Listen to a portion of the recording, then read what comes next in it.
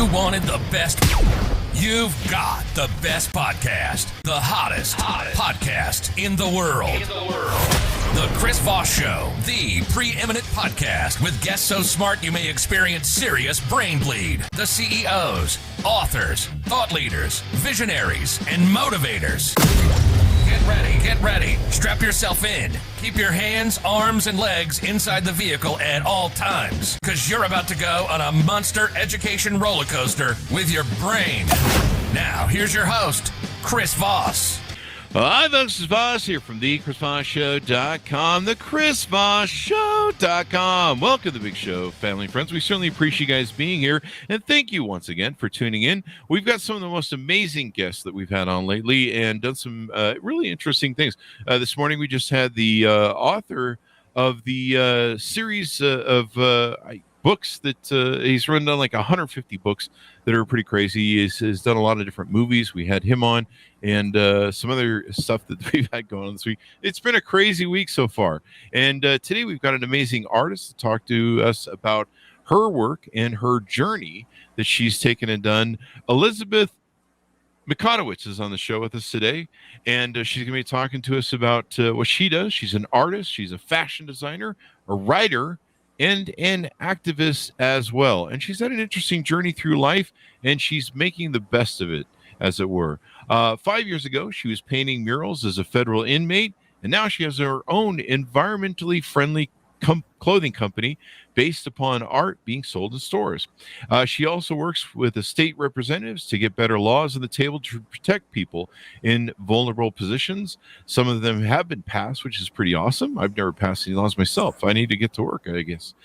She's trying to expose the corruption and cruelty within the system that is hidden from the public eye and rebranded as rehabilitation. And the suffering of American people is $1 trillion industry. Welcome to the show, Elizabeth. How are you? I'm great. Thank you for having me. Thank you for coming. We really appreciate it. And give us your .coms wherever you want people to find you on the interwebs to get to know you better. It's http://www.legalerice.com/en/elizabeth.mikotowicz. There you go. That's a lot, but there you go. Any other place you want to plug on Instagram, et cetera, et cetera? Yep. I have a TikTok, Instagram, and I never go on Twitter, but all of my handles are the same. It's EPM_art_1111. There you go. And so on the website, the link on the Chris Voss Show, you've got a lot of your amazing clothing and artistry, and this is all your works. Is that correct? Yep, I painted all of the designs. Actually, I have some here for you. Yeah. This is one of my bags. Mm-hmm. And they also come in plus sizes too. And I was so happy about this brand because, you know, as women, we have skinniness shoved down our throats. And some brands size their clothes really, really small that aren't the real size. And I was just so happy that this brand doesn't do that because I don't want to contribute to body dysmorphia or mental health issues. Like this is one of my placemats. Oh, wow. Lucky koi fish. Wow. I've got pillowcases. I've got shawls. I've got dresses. I've got pants. I've got shirts. There is something for everybody here. Mm-hmm. And I painted all these on my healing journey. And, you know, it's been a long road, but, you know, here I am. Mm-hmm. And if you had told me 5 years ago that I would have my own brand being sold in stores, I probably would not have believed you. Yeah, like you have, and on all the tags, there's a picture of the painting, and on the website you can look at all the original paintings as well. Oh, wow! So, and what do you normally paint? What version do you paint in? Acrylic. There you go. Canvas. Yeah, this is one of my the actual paintings. Wow. That I just got done. I don't have that one on clothes yet, but yeah. And where do you find the inspiration for your ideas and what you paint? Well, this was my first painting of a series of women because it was Women's History Month. So I'm doing women of all races, ethnicities, and, you know, just women. And, you know, I've been inspired by trauma. I've been inspired by, you know, the dystopian nightmare we're living in. I mean, I love painting flowers too. Like there's just so much beauty in the world. But it kind of depends which mood I'm in. Like some days I can paint something super gothic, and then the next day it'll be like flowers and butterflies, and There you go. There you go. Well, it's a beautiful expression of work. Did you always have this sort of talent, in even from a young age? Yeah, I did. I always was into art and music and, dance. And, when I kind of lost my way, I kind of lost it. But in prison, I painted murals at some of the facilities, and I would paint portraits and people's coffee cups. And, I'd have somebody steal some floor wax to seal the paint on the coffee cup so it wouldn't wash off. Well, that's interesting. So let's talk about your origin story, because you have a journey that starts, you started as an orphan, you're adopted at a very young age. Take us through some of that. Well, I had a great family growing up, and, there's always trauma with adoption, whether you had a good family or an abusive family. And I was really blessed because these people really loved me and supported me. And, it wasn't until I got out on my own, I got into some really violent relationships. My son's father, the first beating put me in the hospital.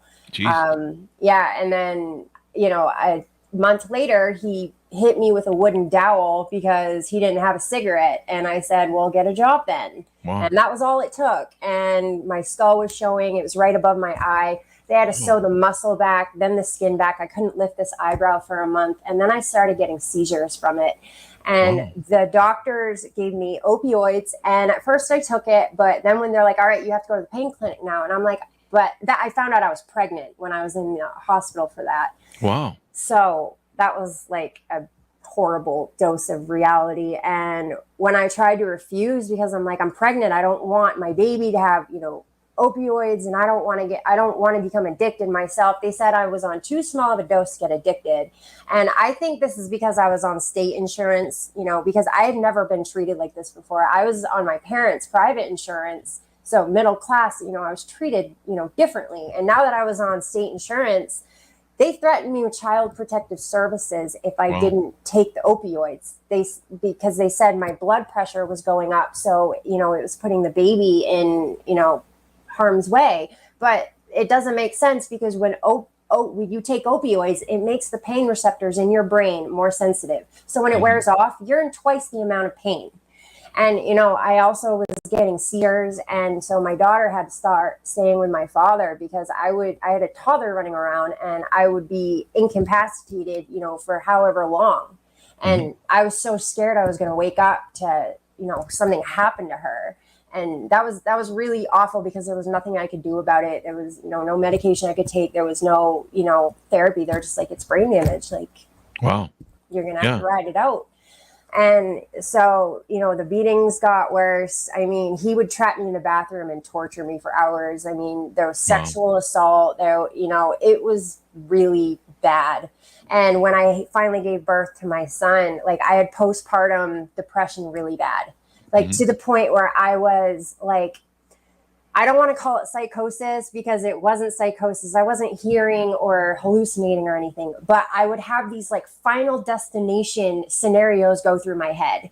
Like, and then he thought it was funny. So like, I'd have panic attacks to the point where I couldn't pick my son up, because like I was scared I was going to drop him or some freak accident was going to happen. And he'd start messing with me and be like, well, imagine if this happened, and then the chain reaction of this, and then, it came through the window. Like he'd feed into, my mental health issues, which made it 10 times worse. And, by the end, he strangled me to the point where my windpipe collapsed in on itself. And for up to a year after he was gone, it would close because of the damage. Like the doctor described it as like, if you bend a plastic tube, you can, put it back to its original shape, but it's still got that crease. So it can easily fold in on itself. That's what my windpipe was doing. And I would have to chug water just to be able to breathe. And yeah, it was terrifying. And then I eventually went to Spruce Run, the battered women's shelter in Bangor, and they turned me away with 2 beds open. They're now called Partners for Peace. But they turned me away with 2 beds open. At first, they called me a liar because I had no tears. they said, well, most women come in here and they're crying and upset. I didn't cry on cue, basically. And so I went and I got my hospital records. The scar on my face wasn't enough for them. So I went and I got the hospital records and the police reports. And then they did a complete 180. And they said, after talking with police, your injuries are so extensive and your situation is so dangerous that it puts the other women in the shelter in danger. Wow. The girl that got the bed, the guy didn't even hit her. He kicked her car. And yes, that's domestic violence. Destroying property, absolutely. But in compared to my situation where I would have died if I hadn't gone to the hospital, and so I had made a deal with my father that if I couldn't get in there to get help, because I lost my apartment because of him, because the cops showed up. I was in public housing and they were like, yeah, you got to go. And nothing I could do. And they wouldn't help me. So my dad's like, if they can't help you and you can't get into housing, like you need to sign these kids over to me, because if he shows up with the cops, I have to hand your children over to him. Yeah. So, well, child, it was my son, but regardless, that was like rock bottom for me, because once I signed my kids over, I lost my state insurance. We had Paul LePage as the governor then. And when I went to DHS, like, why did I lose my main care? And they're like, well, you either have to be pregnant or have children in your care to get medical, insurance. Wow. So I couldn't go to the doctor anymore. I couldn't get therapy. I couldn't go to rehab. I couldn't do anything. And, they had turned me away. So, I was just desperate, scared, terrified, and drug dealers ended up protecting me. They gave me places to stay, places to hide, work, drugs to sell. And undoubtedly enough, I was tough. I was tough as hell from the trauma. Like, I didn't back down. I wasn't scared to die at this point. And, I could handle myself in the street. Like, nothing scared me after this man. So, I got deeper and deeper into the streets. It was like I always had one foot in and one foot out, because I was always like, I just got to get a place and then I can get my kids back and then I can just get my life back on track. And it was always just one more flip. And every time I went to go look at an apartment, my trauma was so bad, I would just picture a million different ways of getting killed in that place. And I would always like back out and I'm like, no, this is too close to this street, or, someone can see me over here. And it was just so bad. And I just fell further and further. And eventually I caught charges in 2011 with the state. And then in 2013, when I thought it was all done and over with, I was done selling drugs, the feds picked it up. And then there I go, off to prison. But it really opened my eyes to this. I thought racism was over in this country. Like, growing up in Maine, it's 94% white people. You don't see it, and you don't really hear about it. And once I went to prison, I couldn't believe, this. For instance, I met a handful of women that were sterilized against their will in prison. Wow. And this was before Trump filled up the ICE camps with refugee women. And, you heard about these refugee women getting sterilized against their will. Yeah. They've been doing this to American women. And the one thing I noticed that correlated them, that they all had in common, is none of them were white. And now all of a sudden, with the overturning of Roe v. Wade, it's a great day for white lives. And so, it's not only systemic racism, it's straight up genocide. Like, you are trying to take these people out. And, just this tone of voice that they would use with me compared to how they would talk to Black inmates. It was crazy to me. And it wasn't so much in the North, but they sent me to Alderson. And, the abuse on everybody in prison is terrible. My first week at Somerset County in Maine, I witnessed an entire pod of women get stripped because they signed up for a razor, and a male sergeant wanted a list of who shaved their vaginas and who didn't. Those that did were punished. Like, in the words of Britney Spears, that's what sex traffickers do. Like, you're controlling someone's personal grooming habits. Like, you people are sick. I've watched women, die in there from no medical treatment, very treatable things. I mean, and the other thing at Somerset County, they have cameras that are illegally placed in cells. And this is a problem all across the country too. They will have cameras, on areas where there's a toilet where you can't get away from the camera and it's on your living quarters. This is a problem. And a lot of these cops are predators. Wow. You're 6 times more likely to get sexually assaulted by a cop than you are a civilian. And I'm not here to say all cops are bad, because that doesn't help anything. And to be honest, for every cop that hurt me or tried to oppress me or, cause harm to me in some way, there was another officer who was sticking up for me and risking their jobs doing so, trying to get it to stop. And that's the problem too. The good cops, never get anywhere. And it's like the ones who are corrupt and vicious and cruel, they're the ones who get promoted. I had a sergeant telling me to kill myself while I was in solitary on the wrong medication that was putting me in psychosis. And then when I got out, it was in the paper that she told another inmate to do that. And they had to cut him down from a suicide attempt. And that woman still works there. She is still getting, a pension from the taxpayers' money. And so when I went to Alderson, after they forced me to strip in front of these cameras, and because of my trauma, because of what my ex did to me, he would make me strip in the bathroom and torture me for hours, like to the point where I'd beg him to kill me and just get it over with. This triggered that trauma. So I was like losing it. And this lady was, that was when she was coming in telling me to kill myself. Like after she had forced me to strip in front of these cameras so her male, staff can get a show.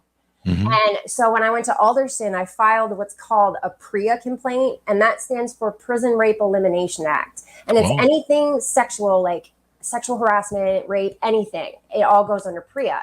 So when Alderson got the complaint back, they wouldn't even let me hold it to read it myself. They read it to me and wouldn't let me have a copy of it. They wouldn't let me send it home. They wouldn't even let me hold it. Wow. It was my complaint that I filed. Like, I want everybody to imagine filing a complaint on the outside against something and then being told, oh, you can't have the paperwork to prove that you filed this complaint. And Somerset admitted to everything I was complaining about. And they deemed it unfounded, so it wouldn't go any higher. And that's how they bury the abuse. They'll say, yeah, we did it. So what? And this is the problem. All these institutions, whether it's a college, whether it's a boarding school, whether it's, the military, they get to conduct their own investigations. And so they control what the outcome is. And this is a big problem. They're killing people. They're destroying lives. And, the funny thing is, when I got out, the captain and 4 of his subordinates at Alderson all got convicted of raping and stalking inmates. And tampering with PREA evidence. Y'all can go look that up. Captain Grimes, Alderson. And so I was not even their biggest victim. And he only got 10 years for getting caught, for being charged with raping over 5 women. Jesus. And only 10 years. If they had been regular civilians, he would be gone at least 30 years. But because we're inmates, our trauma and our lives aren't valued. And so how do you turn this into, helping create new laws? And I think you've got 2 laws that you've helped get put into place. Yep. I'm actually working, with that whole thing with the PREA and not giving me my paperwork. They refused to give it to me even after I got out. So there's no consequence. By law, they have to give you the paperwork, but there's no consequence if they don't. They told me to get a lawyer and subpoena it.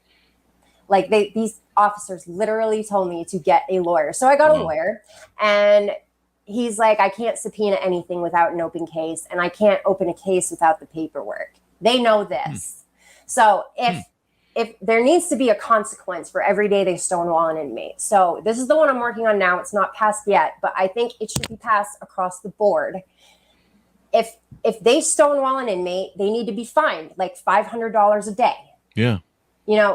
Something needs to happen. These officers and these jail institutions need to be held accountable. And that goes for colleges and, other institutions that put their reputation over people's lives. Yeah. And But the one that I did was working on that got passed in Maine, they mandated all jails provide tampons and pads for women free of charge. So that was a victory, because these jails are so cheap. They get over $100 a day per inmate. They can buy the stuff in bulk. And they don't have tampons, and it's pulling teeth is easier than getting these people to restock your pads. And yeah, I mean, women would make their own tampons and end up getting infections. Like, it's really bad. And I've watched women guards go ahead, bleed on yourself. What do I care? So the game became, go up to the biggest, most masculine male guard and make him feel as uncomfortable as possible, because you can guarantee he will go get more than enough just to get this issue out of his face. I shouldn't laugh, but I can see the intimidation. I'm picturing it in my head, the intimidation of the male guard. So, how are you working with legislators, and how did you get that passed? I mean, you've gone through this whole experience. You've come out of prison. You're trying to go through rehabilitation. I think you may have had some issues there, from what I understand in your bio. Yeah, when I was on probation, my trauma was so bad. Every time I left my house, I had a panic attack. It also didn't help that the prison had me on $1,300 worth of psych meds that get you physically dependent on them. Wow. And so I had no way to pay for it. So I started detoxing off all of these psych meds. And you do detox just like you do with opiates or anything else, because your body gets used to it. And some of, like lithium, your heart can stop. Yeah. If you just stop taking it. So this was a problem because LePage was still in office. But when I got out when I was done with probation, I went back for 9 months to Danbury. And once I got out, Janet Mills took over Maine, and I'm so happy she did. She got LePage out of there, and she expanded Maine care for everybody. So I was able to continue my recovery. I was able to get properly medicated. I was able to go to therapy, trauma therapy, whatever I needed. And I still struggled, but, I had a chance, a fighting chance, just because of that. And it's funny because I had never planned on doing anything like political, but there was a cop in Maine up in Calais, and he gave a high school student drugs to give to her mother, who was trading the drugs for sex acts, basically. Wow. He did not get a sex charge, and this made me, he got a drug charge, but this made me so mad, because this cop, who's 30 years on the force, so he's well-versed in addiction, was extorting this woman for her mental health and her addiction. And as a woman who's been to prison, if a cop were to come on to me, the only thing I'm thinking is, what am I going to jail for when he says no? And so I called the DA up, like, why didn't you charge him with a sex crime? And he's like, because the way the law is written, it's consent. So he goes, but you've made a lot of good points. So if you contact some of the state legislatures, they can put bills on the table like this. So that started me on this journey. And I contacted Charlotte Warren about this whole situation, because correctional officers, there's no such thing as consent with an inmate, because the position of power they have over inmates, it's not consent. We're not allowed to say no to them, basically. Cops should be the same way as civilians. Yeah. They have authority and power over us. So and why are cops getting sexually gratified on taxpayers' dime anyway? That's true. That shouldn't be happening. And, if a cop uses his badge to try to talk a woman into, having sex with him, like, you don't have game other than your badge. Like, you can't get a girl without, flashing the badge in her face. Like, that's intimidation, to me, at least it is. I'm not to speak for every woman, obviously, but, I would think it would be, yeah. Yeah. And the other law that I got passed, so there's this huge problem. We have a huge homeless problem up in Maine, and it's skyrocketed during the pandemic. And it's all across the country. Before the pandemic, there were 3 empty properties for every homeless person in this country. Now there's 29. So these landlords were charging all of these application fees. And they were getting like triple the rent. You get 10 people to pay $100 a week for an application fee that you don't even look at.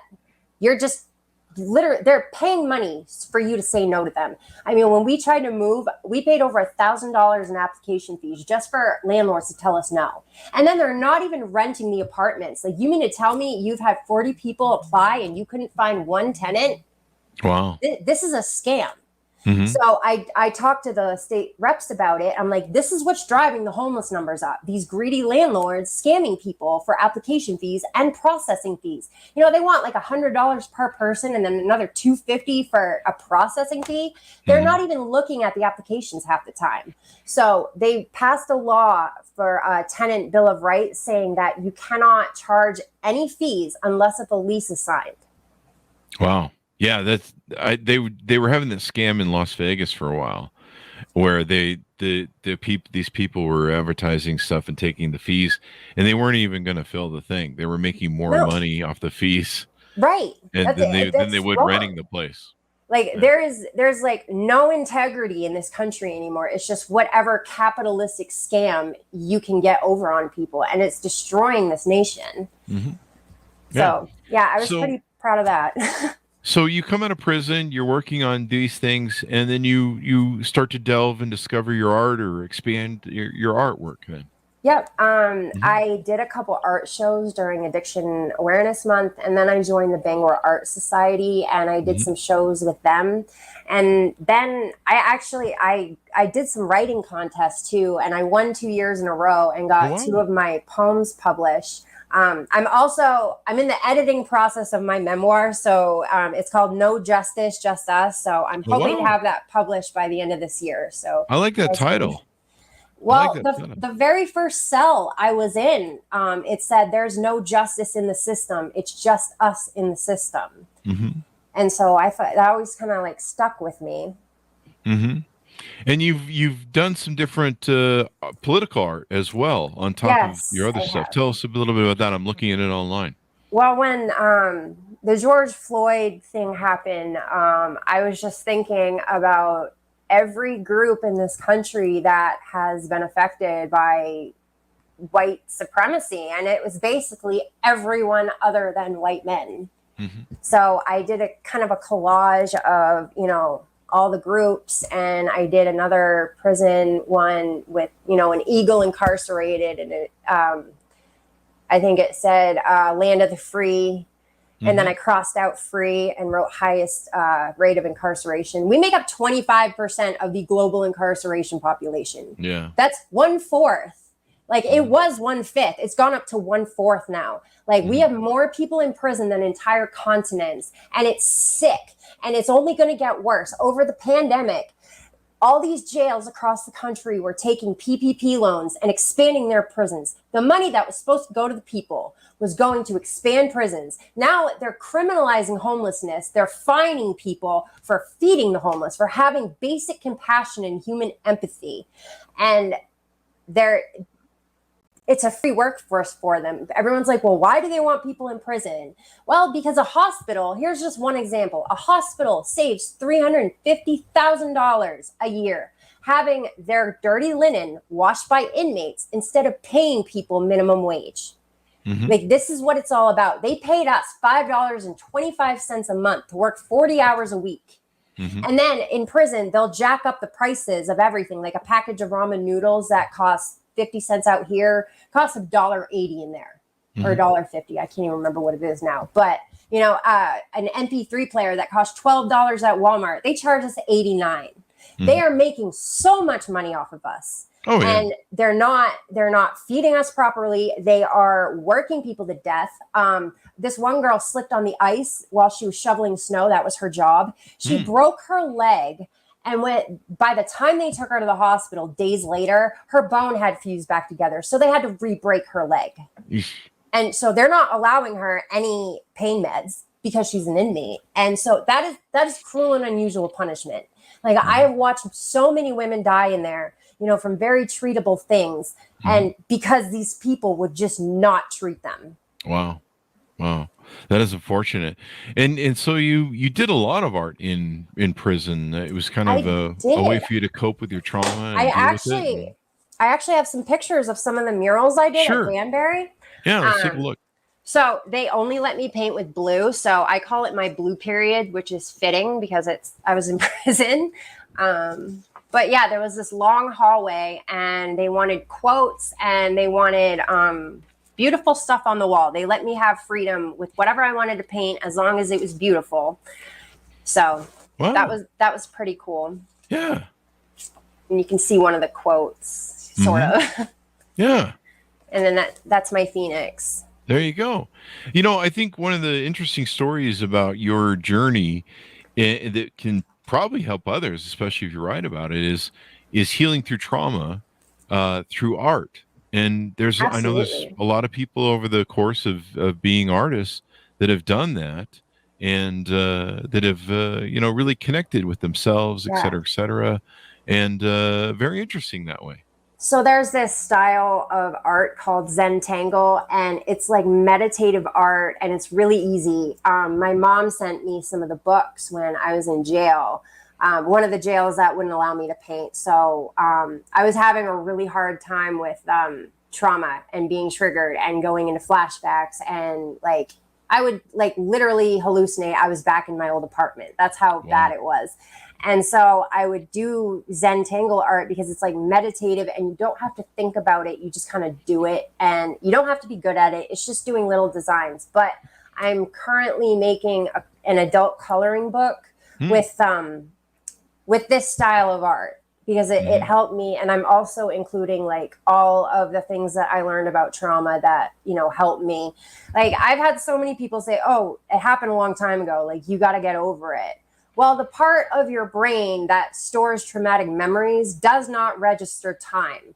So that's why it always feels like it happened yesterday when it was so long ago. And, that really helped me, kind of figure out, my healing journey and, why I was still, holding on to things for so long. Like time does not register, time does not heal all wounds. That's just something nice they say to you. Yeah. And so you find that there's a meditative sort of process when you're painting and you're processing your imagery and sharing your emotions and things like that. Writing's another big way that you can do to do stuff. And I think sharing that journey with people and how that can help them heal.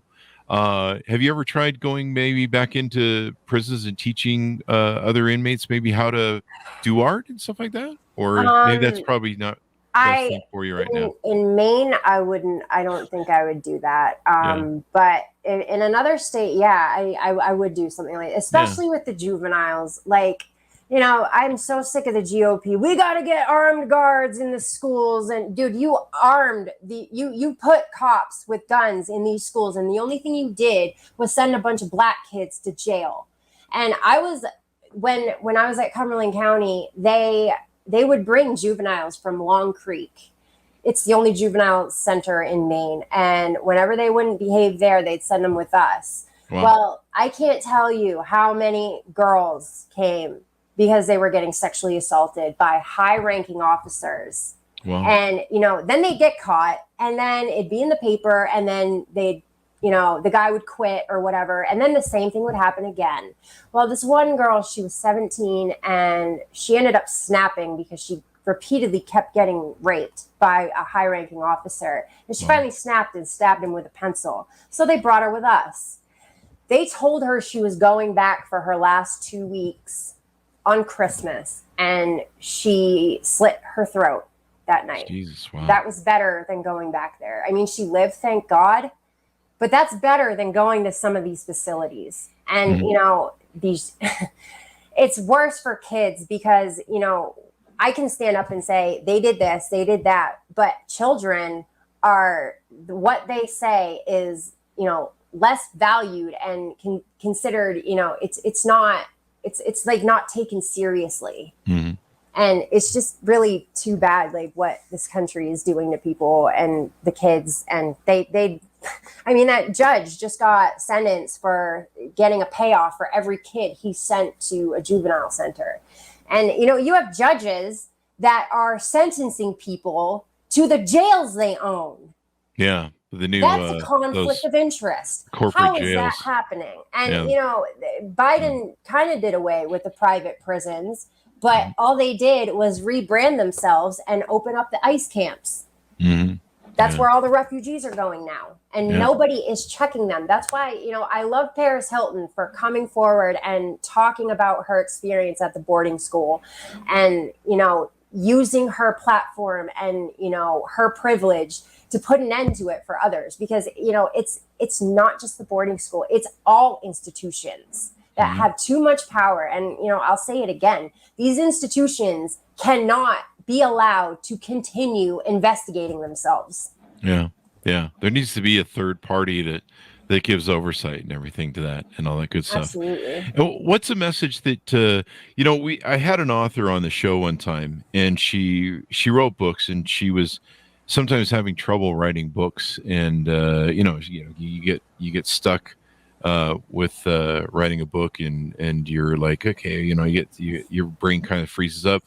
And she was one time at a book tour doing a book signing, and this gal came up to her and said, I read your books while I was in prison, and it really helped me, and it made all the difference. And we shared your book amongst all the ladies in prison, and we would have like a community thing in there in prison and read your book, and it helped us want something better and to build a better life. And so she said that one of the things she does now is she keeps a picture, and she has a photo of this woman in her orange jumpsuit in prison. And she realized that she's not writing mostly for herself, she's writing for other people. And so now when she writes, she's thinking about how she can give her experiences and her, how she deals with her issues and everything else to other people to inspire them through books and stuff. And so maybe there's an avenue that you can do there with your writing, and you can inspire other inmates that there's a chance, an opportunity to come out and make a better life for themselves. Yeah.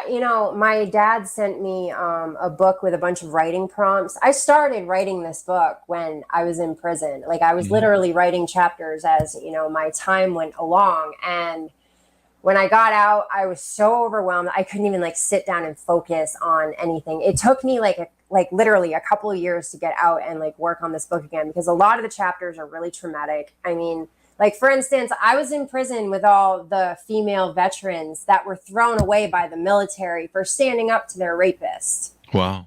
In the military. Yeah. They all became addicts or, whatever happened. One of the girls, she fought back. They all tell these, military women to do, oh, you have a gun. Well, she fought back and she got court-martialed or whatever they call it and charged for assault on an officer. Wow. So the military, I have no respect for the military at this point. After being in prison with, these women that were in the military, I have no respect for it. It breeds predators and it protects predators. God bless our troops and all that. But, it's just a patriarchal institution that, doesn't care about women. They can't even get, armor that fits them properly. Yeah, that's true. I think I've heard that. It's kind of designed for the males. So, what's you're working on the book? You're working on new laws that are going on. Yeah. You're doing more displays of your artwork, taking them out to shows and things like that? Well, I'm down south now, so I'm trying to figure out the best avenues and the best ways to do that. Selling your stuff online, there's so many different avenues, so many different places and stuff. And I think it's great you found this wonderful outlet to help yourself, but also help other people. And there's a message and a journey behind it as well. Which I want to get my brand in a big department store like Kohl's or something. That's my goal. I'm going to figure out how to do it. But also for anybody out there who, has been in my shoes, struggle with mental health issues, whatever, has a shady past, there's something called Vocational Rehab. And that really helped me get this business, up and running. I didn't know how to write a business plan. I knew nothing about that. And they helped me with that. I got a financial advisor. They helped me get a $10,000 grant. And I'm sitting there oh my God, I've never gotten this much money before legally. Mm-hmm. So this is great. Another thing you could do is start a community. There's a lot of people that start communities online. YouTube videos, they'll do a Patreon or community to help other women who've been through these sort of trauma issues and are trying to rehabilitate their lives, because people need something like that. They need somebody who goes, hey, I went through what you went through, and I found a positive way into the light, and I'm going to help other people. Yeah. And women are big in the community. They're very social. They're very community oriented. I mean, just their biology has always been that way. Yeah, and so in prison, we make families. Like I had like 6 different mothers and 20 different aunties and a whole bunch of sisters. Like, and you know, this whole like pinning women against each other, it was so weird because I didn't find any of that in prison. I found so much support, and like, you know, these women believed in me more than I did. Like my girl Dawn, she just got on her own show. She's like a motivational speaker now. I'm so proud of her. But she was like, I want you to do a portrait of my family. And I didn't do portraits back then. I didn't think I could. And I'm so glad she like forced me to do it, because apparently I'm really good at it. And I just didn't have the confidence myself to do it. And like that, like, it's not that shady hater, you know, competitive energy. Like we're all in the gutter. Yeah. So it was like a lot of trying to lift each other up, and it was just really nice change from, you know, what I'm used to, I guess. Well, your ability to do artwork is awesome. I mean, I can just do stick figures. That's about all I can do. And they're really awful looking stick figures. So, I mean, I appreciate your art and everything you're pouring into it. And I like your translating the clothing. You know, I've got some friends that they make art and they put it on TikTok, and as they're drawing it, or like YouTube, they'll do like live things as they're drawing it.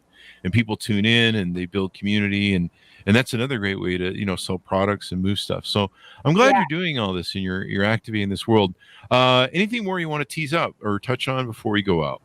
Well, I think there's a lot of stigmas in this country, you know, when it comes to addiction and, you know, women in prison. Like I had conservative women tell me when I got out, if you don't want to get raped by cops, and don't break the law and go to jail, like just say you're okay with cops being predators. Like just go ahead and say that.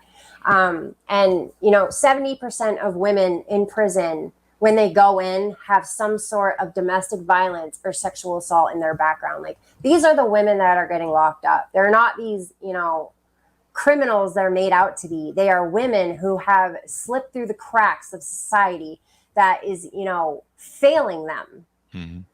You know, my generation did what we were supposed to do. We went to college. We took out these crazy loans, and now we're swimming in debt. We trusted our doctors, who were lied to by big pharma when we had ADHD or anxiety or depression or a broken bone. And we were given all of these meds that, you know, made us lose our mind. And then when we got addicted to them, we got locked up for it. You know, all for profit, whether it's the insurance companies, whether it's big pharma, whether it's the prisons, whether it's the rehabs that have a 94% failure rate, you know, and it's no refund. A friend of mine drank a cup of coffee in the wrong area of the rehab, a petty rule. They kicked him out. No refund, $30,000. And then they just fill that spot. Wow. That is corruption to me. Like definitely. you are, and then he got out and overdosed, because that's what happens when, you know, someone that fragile, you know, you wouldn't kick a cancer patient out of their rehabilitation if they drank a cup of coffee in the wrong part of the building. Like they just have petty rules, and they hold addicts to these crazy standards when they're not in the right state of mind. Mm-hmm. Like I had to face my trauma before I could get clean. Like that was the reason I kept relapsing, because, you know, when, you know, I had a therapist tell me I was one of the most dangerous types of addicts, because I had chronic pain. Mm-hmm. It was traumatic, you know, and I was an addict on top of it. So you put those 3 things together, and it's a much harder monster to overcome, because every time I'm in pain, my brain's going to pull up this, you know, drug card. Every time I have post-traumatic stress trigger, my brain is going to pull up that, you know, drug card. You know, that's how she explained it, as like files like your brain keeps, and it will like terrorize you, you know, and that's why with trauma, when you wake up so much in the middle of the night, your brain, from nightmares, your brain is literally trying to scare you awake, because it feels vulnerable while it's sleeping. Mm-hmm. There you go. Well, these are all issues that need to be worked on. And I think if you one of the things you can do is make it as your mission in life, a way to help other people, help reconcile some of these things, passing the laws you're talking about. And I think pouring yourself in your art like you do and sharing that artwork is probably the best healing for you and for other people, especially when they understand, what goes in behind it and everything else. Give me your .com, Elizabeth, so people can find you on the interwebs and get to know you better and order up your work. Yep. http://www.legalaries.com/en/elizabeth.mikotowicz. And my social media handles are all the same. It's EPM_art_1111. There you go. Well, thank you very much for coming on the show. We really appreciate it. Thanks for sharing your journey and continued success in what you're doing. Thank you. Thank you. Thanks to my audience for tuning in. Go to goodreads.com/Chris Voss, youtube.com/Chris Voss, and linkedin.com/Chris Voss. All those crazy places we are on the internet. Thanks for tuning in. Be good to each other. Stay safe. And we'll see you guys next time. And that's